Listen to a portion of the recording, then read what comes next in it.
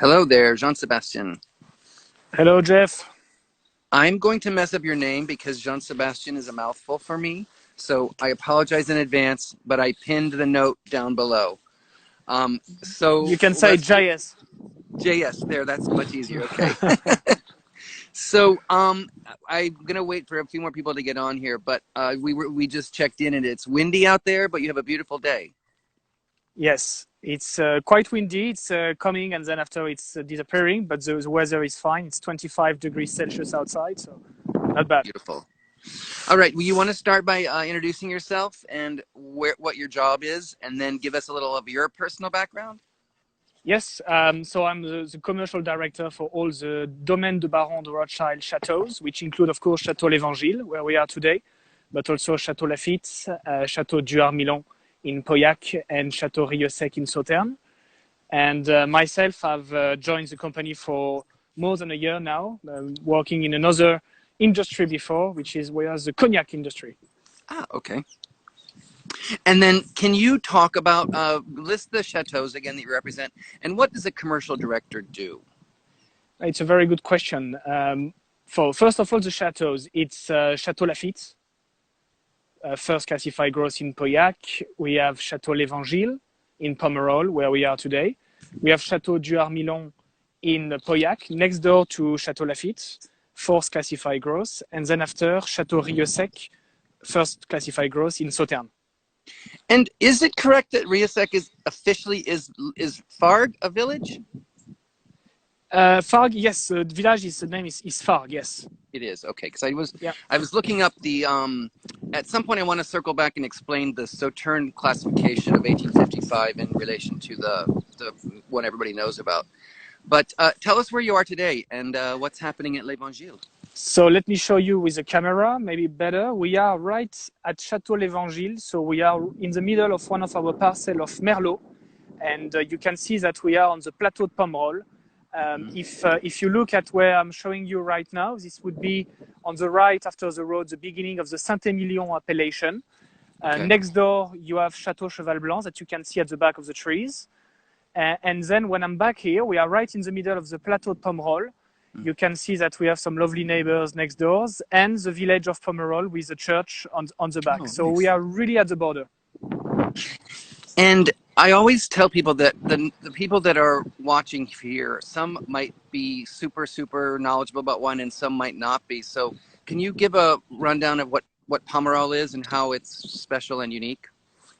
Oh, it's Pomerol, I think, is unique in first of all, the soil it has. There is something very unique with the plateau of Pomerol is the deep blue clay, which is one of the most marvelous playgrounds for Merlot in the world.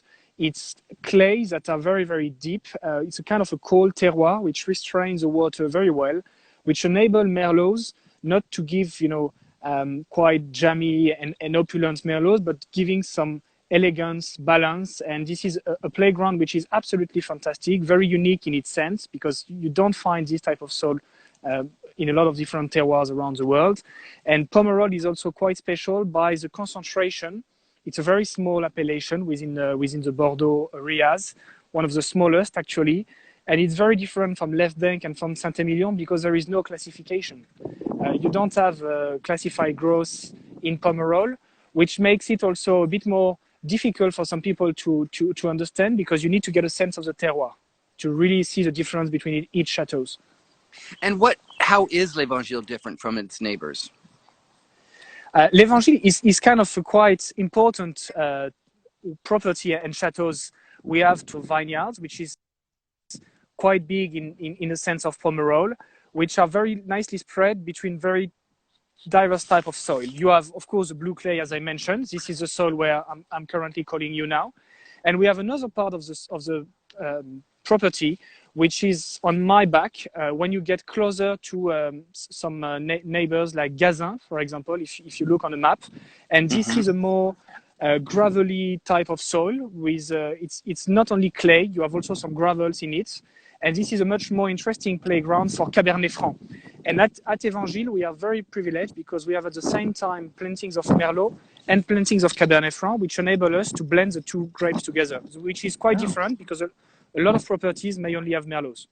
I see. My friend Davide in Italy asked, what is crasse de fer? I've never heard that term.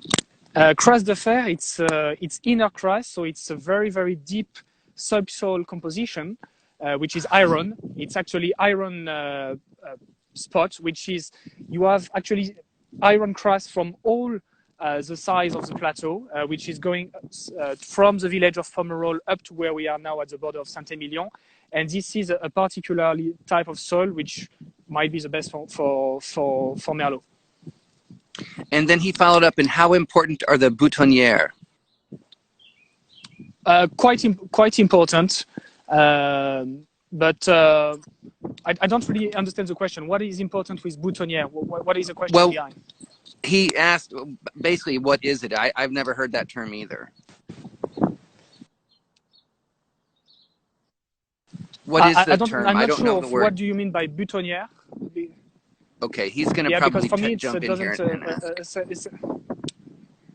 Okay, no worries. Because I thought you mean débourrement, which is right now, and débourrement is what is actually happening in the vineyards the last weeks, and now we are right in the middle of a very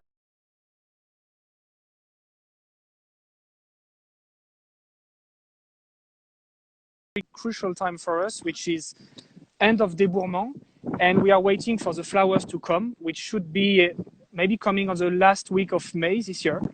And this is a very important time because, as you can see, maybe when I show you in the vineyard, we still have risk of having some frost.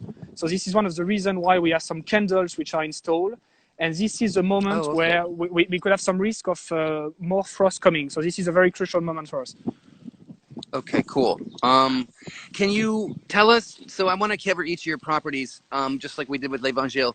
Can you briefly explain the 1855 classification and Lafite, and then talk about Du Hart and how they're unique and related? So the classification of 1855 is a classification that classify all the cru classés from the left bank. So it's only concerning the left bank of Bordeaux.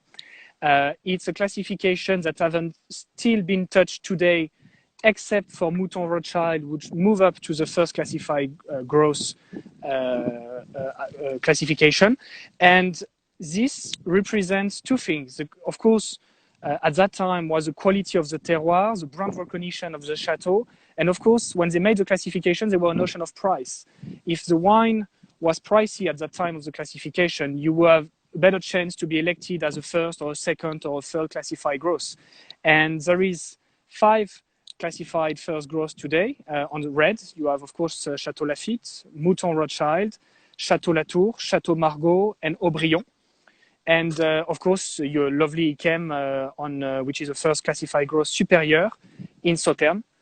And then after you have some other chateaus like Duart-Milon. Duart-Milon is actually the only fourth Grand Cru classé from Pauillac. Oh, okay. Which makes it a bit unique. Duart-Milon is a sister property to Chateau Lafite. If you have to think way before actually the classification, the wines of Chateau Duart-Milon were included into the second labels of Chateau Lafite. And it was one of the dreams of the Rothschild family and Baron Élie de Rothschild to reunite the two terroirs in one same group, one same family. And this is why Duart-Milon has been made as an acquisition by the Rothschild family in early 60s. But it's not a second wine, it's its own chateau. On chateaus, on terroir, with 2 labels. So Chateau Lafite, you know that there is 2 labels, Chateau Lafite First Wines and Caruade de Lafite. Right. And in Duart-Milon, you have Chateau Duart-Milon and Moulin de Duart. So 2 different estates.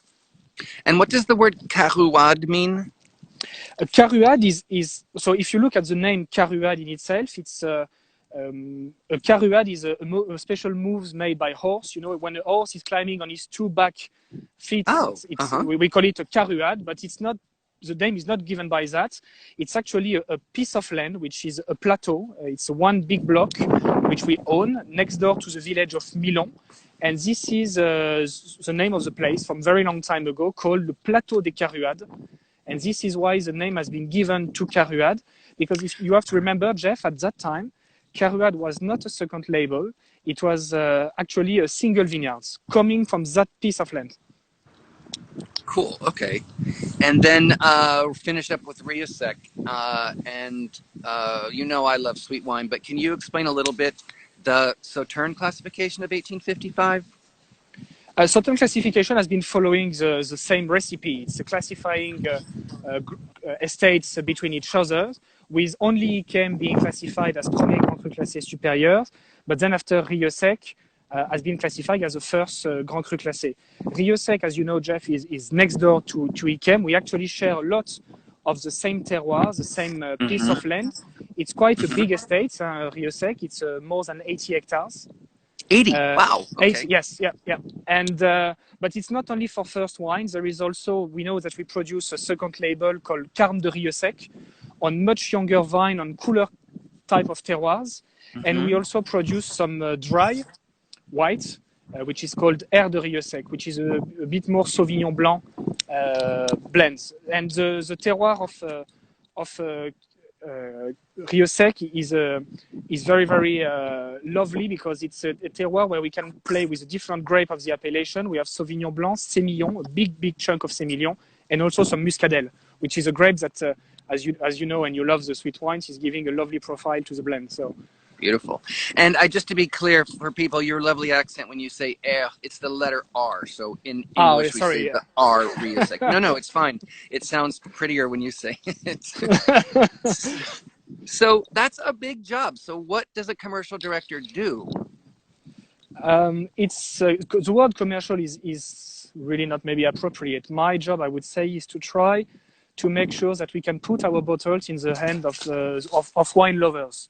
And I think this is something that is very important in the fine wine world today, is we do believe that it's really important for people to enjoy wines. There is no more frustration for us than producing bottles that are going to be stored in cellars and never being opened. So my job is to partner with people around the world who are going to open bottles, who are going to be ambassadors, who are going to promote what we try to do every day in the vineyards, and trying to make people understood that we do produce some decent wines that need to be open. And I think it would be a good definition of my job. So how does that work? I'm sure that's almost like having four jobs, because being the commercial director of Riosec is different from being the commercial director of Lafite. Yeah, it's a very good point. And I think it's easier to be on Lafite than Riosec. You know that the Riosec category is suffering.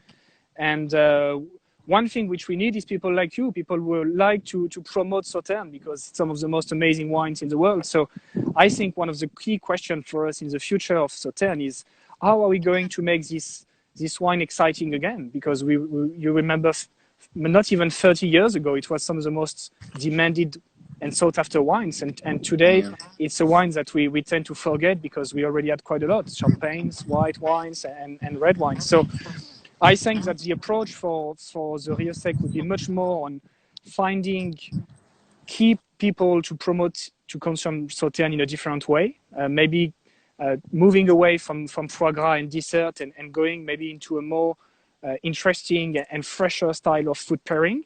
And then after, for Lafite, my job is really, as I say, to make sure that bottles are going into the end of people who really like to open our bottles of wine. Yeah. Becky Sue Epstein is a journalist who's on here, just asked, what do you think is the future for the en primeur market? You mean this year or in general? Well, if you would speak about this year with the quarantine, the virus, and then going forward. Well, it's a tricky question, and it's a difficult question to answer. First of all, we are strong believer in the en primeur model ourselves. It's a model that has shown some resilience, some capacity to adapt. You remember, even after the terrible financial crisis in 2008, the Bordeaux collectively worked together to make our wines approachable, and being, a very strong appetite for Bordeaux wines. So I believe that we would be able to do that again. Now, this year, the big question is, how able are we going to make our wines tried? And one thing we know is that it's of course, with the primeur, you need to have some people like journalists, some people like wine merchants around the world to have a sense of the vintage. So one thing we will look for sure in the coming weeks is how able we are to send samples, how able we are to welcome people, how are we going to be able also to travel around the world, moving away from this quarantine. But if we were able to make a campaign in July, we would do a campaign in July if the market conditions are there. Oh, great. Okay. Um, this is starting to change, but Bordeaux red in general has kind of been seen as a steakhouse wine. And I have done some, not with Lafite, but with just Bordeaux reds, doing a vegetarian dinner because I think there's some vegetarian foods that go well with Bordeaux. And also, I think Sauternes is very flexible for pairing. But could you talk about how you see that going and what you like to drink with each of the estates, like pairings that you like for all the wines? For Sauternes, I like it with blue cheese as a cheese complement, and with oysters, fresh oysters Yes. from the region. With a glass of Sauternes is wonderful on a young Sauternes. I think with Duard Milon, because it's a very Pauillac style, so you have really a beautiful tannic structure and a lovely aromas which are very complex. I like it with meat. I would have to be able to be honest. I like it with a lovely lamb. Yeah. For Pomerol, I like it with mushrooms. I'm big mushroom fan. So of course, not even talking about truffle, but some lovely ceps or even some girolles, which with a butter sauce would be lovely. And for Lafite actually it's really depending from one vintage to another. But we really love drinking, for example, 1996 right now, which is drinking beautifully. It's all about tension, freshness, and acidity. And this wine with monkfish, for example, I had a lovely dish of monkfish recently, is working very well. What was, because I've had monkfish with Bordeaux with a red wine sauce. What was the sauce with the fish? Yes, it was a red red wine sauce base. Sorry, with a bit of onions, very gently cooked, some monkfish, and some roasted potatoes. It's working very well. So nice. And a very simple dish. Yeah. You have it with cheese at the end of the meal too. Often when we have a wine dinner, yeah. you finish up with a great wine like that. Yeah, it's really up to everyone. I think it's always good to give advice, but I think most important is for people to try and make their own opinion. With when you have even a more generous and spicy vintage of Lafite like 2003, you can even indulge yourself with a vegetarian curry, for example, as long as it's not too spicy. Amazing. That would be crazy, I bet. Cool. So you clearly don't, or I don't think don't live at Chateau Les Bons Gilles. How do you get to the vineyard? What's it work like under the quarantine? How is that different for you and for your teams? It's quite. It has been tricky for the first week because we had to adapt ourselves, of course, to working with teletravail. I don't know how to say that, remote from the office. Yeah. So all our office team is working from home with computers to make the business running. So actually, we are very surprised to see that a lot, even with the confinement, there is some great appetite of people to learn more about the wines and to have a vision of what is happening. And in the vineyards, what we put in place is some very strict measures to protect our team. We only maintain to the minimum the activities in the cellar with actually team which are rotating in order to avoid any risk of contamination. We try to work with different teams, and in the vineyards we have maintained our staff with of course some measures which are not being close to each other. We forbid people, of course, to have lunch together in order to avoid meeting points where we could contaminate ourselves. And the same, we do work with people which are at home and that are working in shift in order to, first of all, for people to rest, and most importantly, of course, for people not to get any risk of being contaminated. So we are really trying to adapt ourselves, but I have to say that we have privileged to have teams which are so passionate about what they've been doing that really, on organizing quickly and really doing a nice job for us. What is happening in the vineyards right now? You said you haven't had bud break yet, and how is that affected by the virus? People are still spread out for vineyard work. We had bud break, but we are waiting now for the flower. Flowers is we have a very. I will show you some vineyards. So this is vineyards of Merlot. It's actually a Merlot 4. So as you can see, the vine is very advanced. It's not so spectacular on the Merlot. But if you look on my left, you have some Cabernet Franc. You see that actually the vineyards are really already having a lot of leaves and they're growing very quickly. So we have a bit of advanced phase and stage. We analyze maybe that we have already 2 weeks ahead of schedule. Normally, the flower should be around early June, and this year we may have actually a flower which could be third week of May.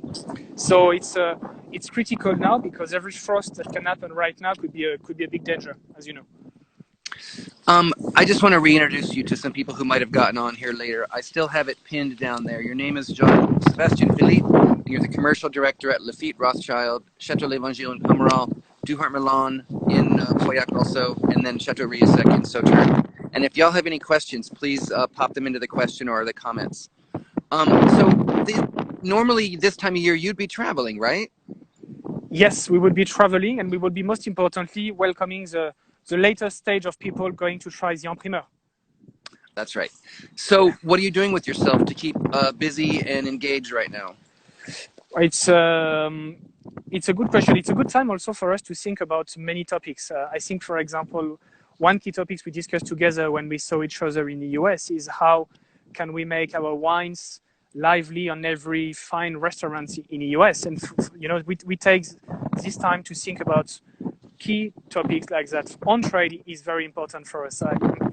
We had a conversation. I'm a strong believer in the sommelier around the world, in restaurants, to be building a brand equity and to make our wines really, really shining. We need to have a great on-trade presence. So it's one of the topics which keep me occupied right now, is how are we going after this crisis and this confinement to be able to travel again, to meet you guys, to open bottles with you, and to try to find solutions for collectively bring against our wines on the right table. And this is a topic that kept me busy for the last weeks, to think about it and to look at the right partners to do that. Davide asked, sorry, I'm taking notes here. Davide asked another question. There is a vineyard named La Gravière. Sorry, I don't know the name, sorry. La Gravière is a particular vineyard? We don't have a vineyard called La Gravière. We have different vineyards. We have here is what we call the Merlot Plateau. This is what you can see behind me. This, on the other side, you have what we call the Chantecaille and Pastan, would be behind. And then after we have other part, but we don't give a name like that. It's number 4, number 3, number 2, number 1. We have 5 plots of Merlot, and then after we have 2 plots of Cabernet Franc here, and then other on the other side of the place. Okay. How is climate change affecting each of the properties, and what are you doing at the properties? So climate change is really, really a topic which needs to be considered as from one appellation to the other. If you look at climate change on the left bank, because we have a more Cabernet Sauvignon planting, it's actually not that bad. And when I say that, climate change has brought us something. It's that there is less humidity than we had in the past, and you know that one of the biggest threats for left bank is humidity, because you have risk and disease. And actually, over the last years, the climate change has brought us less risk of mildew. And the Cabernet Sauvignon is a very resistant grape. It's very rare that we have Cabernet Sauvignon going crazy in terms of alcohol potential. It's not the case with Merlot. This is why I was saying that we need to consider climate change on an appellation per appellation. For example, here in Pomerol on the right bank, it's much a concern. If you think about the Merlot here, they can go up in alcohol, especially on very warm year. You have some alcohol potential that can go up to 15.5, even 16 degrees. And this is why we are very lucky at Evangile to have some Cabernet Franc to balance that. So one of the key questions is what is going to happen with Merlot. And this is one of the reasons why we have this Cabernet Franc planting that we want to increase in the coming years. And we also do some trial with Cabernet Sauvignon. We have actually, for the vintage 2019 blend, for the first time included our first batch and barrel of Cabernet Sauvignon. Wow, that's kind of cool. Speaking of the 2019 vintage, what are your thoughts about it on the left versus the right bank? It's not that simple. I would say 2019 and 2018 would be maybe comparable to look at both to 2009 and 2010. It's really depending on the style of wine you would prefer. I would say that 2019 is closer to 2010. And remember 2010 being very classical style of Pauillac, with tension, very nice structured. It's maybe a less opulent wine than 2018, but very, very in the style of the Leveling. Very, very what we call a classical modern vintage. It's a vintage 2019 where you find some marks of the great Pauillac vintages, and at the same time, a sense of modernity, meaning with maybe some fruits which are a bit riper than we could have done in 2010. So it's really closer to 10 rather than 18 being closer to 2009. So it really depends on what you prefer. I would tend to consider that maybe it's a more a left bank vintage, on my personal taste. Okay. You mentioned that 96 Lafite is drinking really well right now. What do you like right now from the other estates? From the other estates in Evangile, I really love 2006. 2006 is a lovely, undervalued vintage in Pomerol, really tasting well now.